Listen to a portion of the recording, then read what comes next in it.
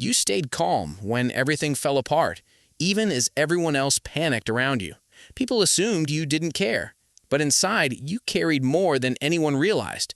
Tears never came in front of them, neither did explanations, just quiet effort like it meant nothing at all. That wasn't weakness, it was strength nobody taught you to notice. Today we're uncovering 7 proofs of exactly that, backed by real psychology, not opinion. Take a breath first. Before we start, answer one quick question. Where are you watching this from right now? Drop your city or country below. Let's begin together. Most people think being strong means never breaking down. That's the story we've been told since childhood. Stay tough, hold it together, don't let them see you cry. But real strength rarely looks like that at all. Sometimes it looks like silence. Sometimes it looks like getting up anyway, even when nothing inside you wants to. And that difference matters more than you'd expect. Psychologists call this emotional regulation, the brain's ability to manage intense feelings without letting them take over completely. It's not about suppressing emotion, it's about processing it internally, often faster than others even notice it's happening. Here's where it gets interesting. Your prefrontal cortex, the part of your brain responsible for logic and control, works overtime during stress. While others react instantly, yours pauses, calculates, and chooses a response. That pause isn't coldness, it's control. Neuroscientists have found that people who regulate emotion well often show more activity in this exact region during high-pressure moments. Their amygdala, the brain's alarm system, fires just as intensely as anyone else's. The difference is what happens next. Where does this ability come from? For many people, it starts early, in homes where emotions weren't exactly welcomed. Maybe you learned that crying invited criticism instead of comfort. Maybe staying calm felt safer than falling apart in front of people who couldn't handle it. Over time, that survival skill became your default setting, not because you chose it, but because it kept you safe when nothing else did.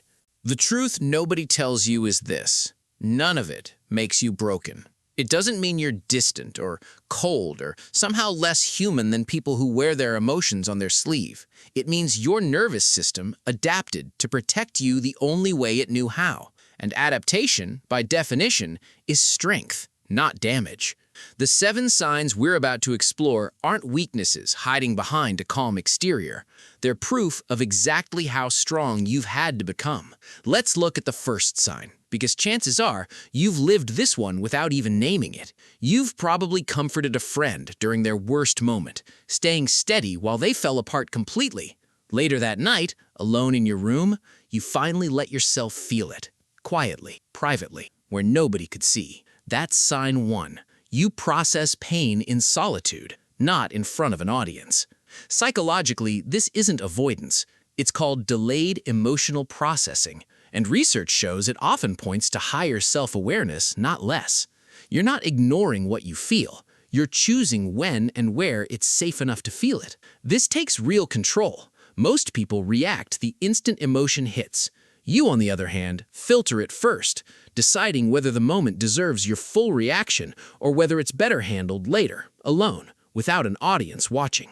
Before we go further, hit subscribe if this is already hitting home. We're only on sign 1, and honestly, the next few dig even deeper. Now, sign 2. You've probably noticed you apologize for things that weren't even your fault.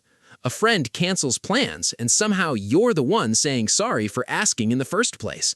That isn't weakness either. It's called hyper-responsibility, a pattern that develops when you learned early on to keep peace at almost any cost. Your brain associates conflict with danger, so it smooths things over instantly, sometimes before you've even thought it through. The emotional cost, though, is real. Constantly managing everyone else's comfort means yours gets pushed aside again and again until it feels normal, until silence feels like the only option you have. But recognizing this pattern is the first step toward changing it. You weren't born apologizing for existing. You learned it, which means it can be unlearned too. 2 signs down, 5 more are coming. And honestly, sign 4 might be the one that changes how you see yourself completely. Sign 3 is one you've probably done today without even realizing it. You've taken a deep breath, forced a smile, and said, "I'm fine," when you weren't fine at all. There's a twist, though. That's not lying. It's called functional masking, and it's a skill, not a flaw. Your brain assessed the moment and decided honesty could wait until it was safer to share.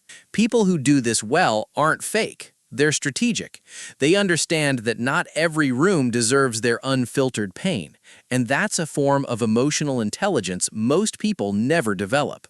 Now, the sign that changes everything. Sign 4, you overthink your own reactions after they happen. You replay conversations at night, wondering if you said too much or too little or the wrong thing entirely. This looks like anxiety on the surface, but underneath it's something else completely. It's called reflective self-monitoring, and it means you hold yourself to a standard most people never even consider. Inside your brain, this is what's happening. Your hippocampus, responsible for memory, keeps replaying the moment. Meanwhile, your prefrontal cortex analyzes it from every angle, searching for what could have gone better. That's exhausting, yes, but it's also proof of something powerful. You care about impact more than most people ever will. You're not doing this because you're insecure. You're doing this because you refuse to hurt people carelessly. The problem is, this pattern can escalate. Left unchecked, that same reflection turns into relentless self-criticism. What started as growth becomes a loop you can't escape, replaying, judging, replaying again until rest feels impossible. That's the trap. The strength that helped you become thoughtful can quietly become the thing that exhausts you most if you never learn where to draw the line. And that's exactly what we're covering next. Not to shut this trait down, but to finally work with it instead of against it. Sign 5 shows up in how you handle criticism. Instead of snapping back, you go quiet, turning the words over in your head, checking if they're true before you let yourself react at all. That pause isn't fear. It's called cognitive appraisal, and it means you value truth over pride. Most people defend first and think later. You do the opposite, even when it costs you in the moment. Sign 6 is simpler, but just as telling. You keep showing up for people who've never once asked how you're doing, not because you're naive, but because you understand something most people don't, that kindness doesn't require reciprocity to be worth giving. And sign 7, the one that ties everything together, you've survived hard seasons without ever announcing it. No dramatic posts, no public breakdowns. Just quiet, steady rebuilding, one ordinary day at a time. That's not luck. It's resilience most people will never witness, because you never made it a performance.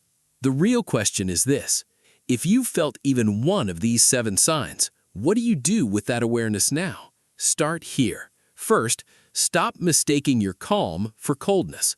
Your nervous system adapted to protect you. That's not a personality flaw. It's evidence of survival. Second, give your reflection a deadline. Replaying a moment once helps you grow. Replaying it 50 times just steals your rest. Notice when thinking stops helping and starts hurting. Third, let one person see the parts you usually hide. Not everyone, just one. Strength isn't proven by carrying everything alone forever, because real strength was never about never breaking. It was about breaking quietly, rebuilding privately, and still choosing to show up the next morning anyway. You didn't need anyone's permission to be this strong. You just needed someone to finally say it out loud. You were never too sensitive, too quiet, or too much. You were just quietly strong, the whole time, without applause. If this described you, don't scroll past it in silence. Comment, "I felt this." Subscribe for more of these, and let someone else finally see themselves too.